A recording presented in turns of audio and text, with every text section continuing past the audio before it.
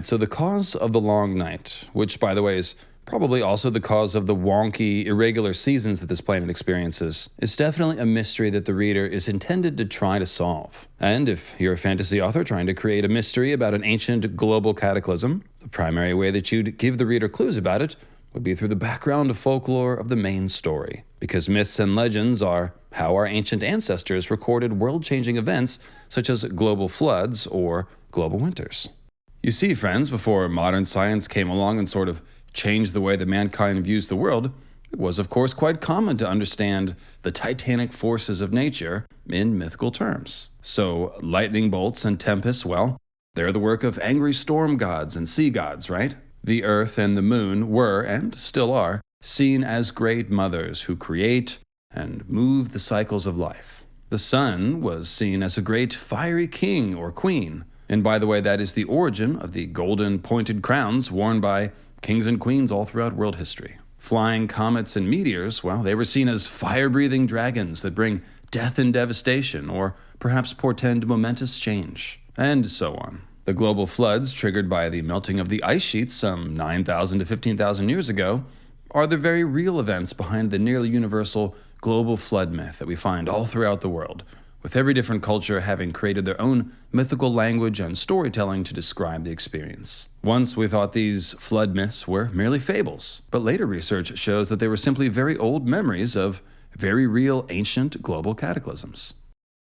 My friends, I am perhaps overly pleased to tell you that George R. R. Martin has brilliantly mimicked this sort of historical myth-making phenomena by hiding all the fingerprints of the Long Night Cataclysm inside the old myths and legends found all throughout the A Song of Ice and Fire universe. It seems clear to me that he wants the reader to try to reconstruct the broad strokes of these ancient events by examining his scattered fables. So that's what we're here to do, starting with a collection of myths that all involve falling space debris, magic swords, and the Long Night. Now, strangely enough, the Westerosi legends about the Long Night actually don't have anything to say about what caused it. But as I mentioned a moment ago, Sam does tell Jon that, quote, "I found one account of the Long Night that spoke of the last hero slaying others with a blade of dragonsteel. Supposedly they could not stand against it." Jon and Sam go on to wonder if the term dragonsteel might not refer to dragon-forged Valyrian steel, which would make a lot of sense, right?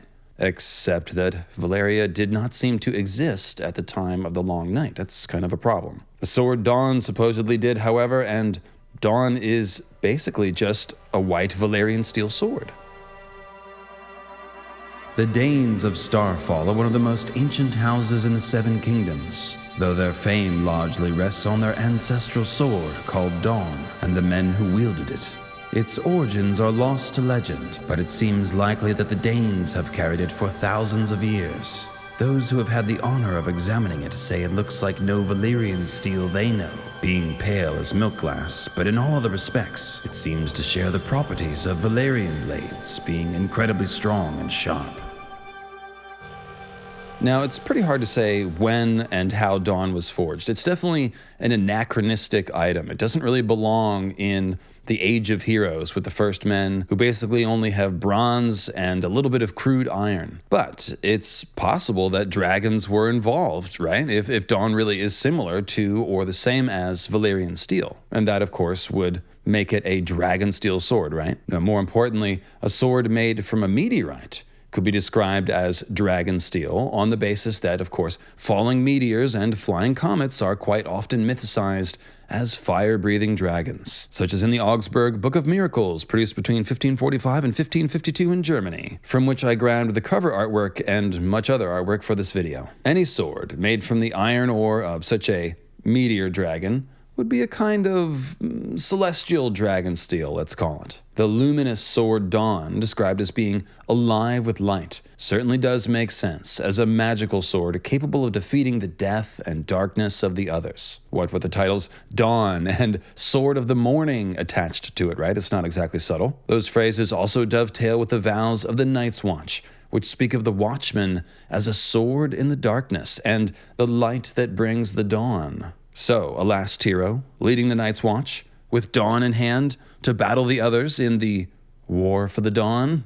Kinda makes sense, right? especially given the ancient tradition of Dawn only being wielded by exceptional heroes. I mean, perhaps this custom began with the last hero, right? So like I was saying, there's a couple different ways that Dawn might work out to be the last hero's dragonsteel sword. And if that's the case, then we have a Westerosi myth about a falling star that is linked to the long night. I don't think we have to go too far into ancient aliens territory to pose the question, could it be possible that the Dawn meteor impact was actually the thing that triggered the long night? I mean, if the same meteor impact event that caused the long night also turns out to have yielded up a magic stone that helped end the long night, I do think it would be poetic and a little bit ironic, but more importantly consistent with a lot of the themes of the story. Even the meteorites get redemption arcs in A Song of Ice and Fire. And you get a redemption arc, and you get a redemption arc, and you get a redemption arc. This sort of the problem is also the solution scenario would also mirror the rising and falling symbolism of Venus, which is where all these Lightbringer, Dawn, Sword of the Morning ideas are drawn from, by the way. You see, the word Lucifer is originally a Latin word which refers to Venus when it's in its morning star position. And it's also translated as the phrases son of the morning,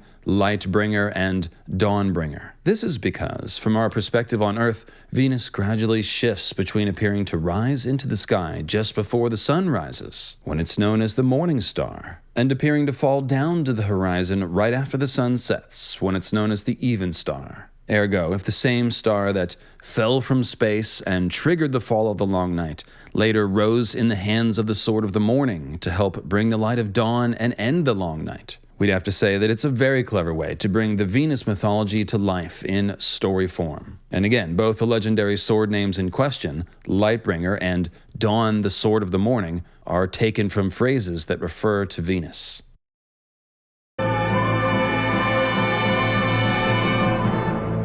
Now, all the way over on the other side of the world, in the ancient, dusty scrolls of places like Yi Ti and Ashai by the Shadow, we find accounts of the long night which placed the guilt in the lap of a dude who already had a meteorite in his lap.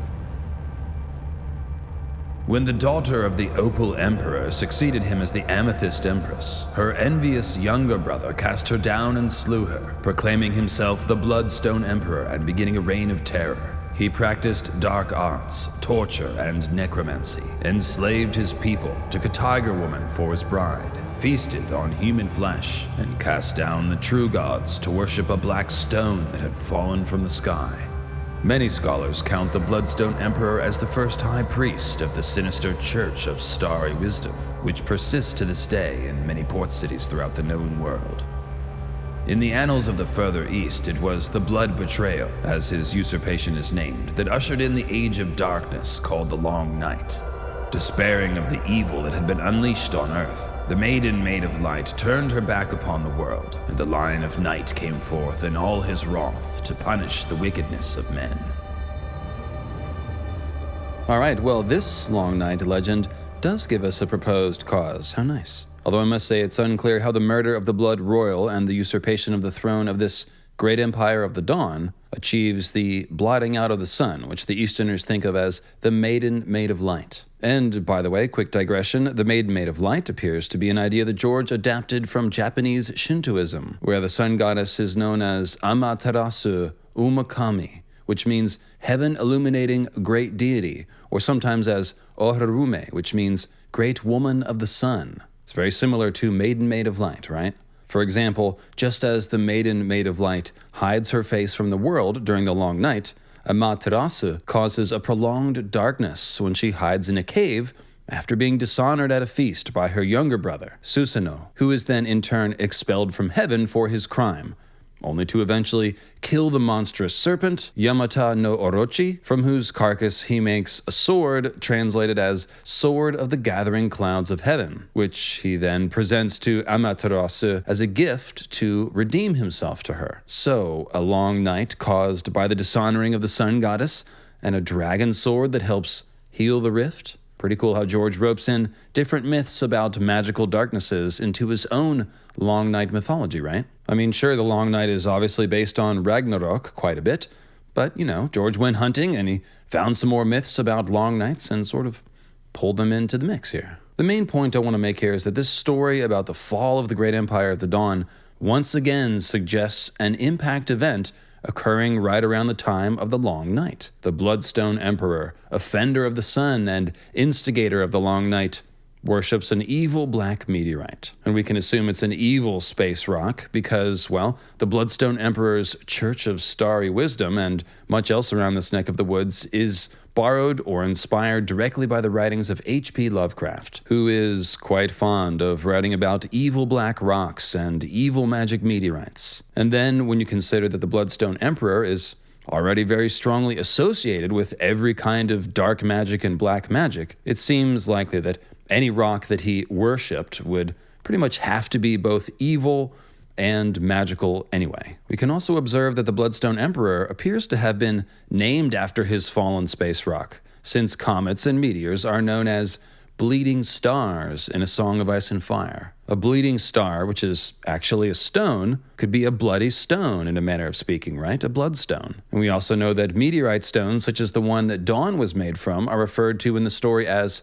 hearts of fallen stars. So if it's a bleeding star in the sky, its cold, dead meteorite heart could certainly be called a bloodstone on the ground. To put it another way, the title Bloodstone Emperor is basically the same as Bleeding Star Emperor, or perhaps Starheart Emperor, both of which are good nicknames. So friends, just when the Bloodstone Emperor's reign of terror couldn't possibly be going any better, the legends tell us that some asshole named Azor Ahai came along with Lightbringer to lead the forces of men, whereupon the darkness was put to rout, and light and love returned once more to the world. So sad. Well, sad for the Bloodstone Emperor, good for everyone else. Now, this does obviously sound a lot like the story of the last hero leading the Night's Watch against the others with dragonsteel during the Long Night, especially if dragonsteel is a reference to the sword Dawn. And guess what? It's actually very possible that these myths are talking about the same story, despite the incredible distance that separates their lands of origin. The presence of Azor Ahai at the end of the Bloodstone Emperor,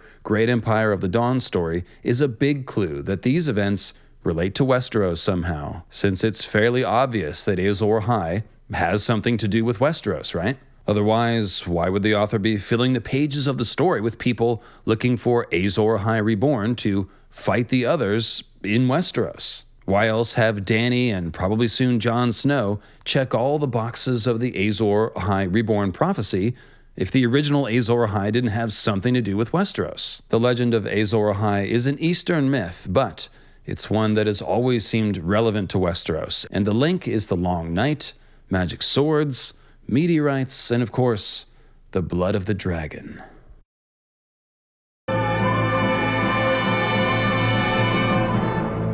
Okay, this series is up and running now. That was pretty fun, right? Celestial dragonsteel and magic meteors on both sides of the world. Well, it's about to go next level in Part 3, Red Sword of Ahai. So if you've ever wondered what's up with House Dayne, or what exactly is the connection between Dawn, Lightbringer, and the last hero's dragonsteel, then you're in luck. Fans of Tolkien's Lord of the Rings and Moorcock's Elric of Melniboné will have plenty to cheer about too. So look for Part 3 tomorrow, and then Parts 4 and 5 will be coming on Thursday and Friday. Thanks for watching, everyone, and if you like what I'm doing over here, please help boost these videos in the sight of the YouTube algorithm gods by lavishing comments and like button presses upon it. See you next time, friends.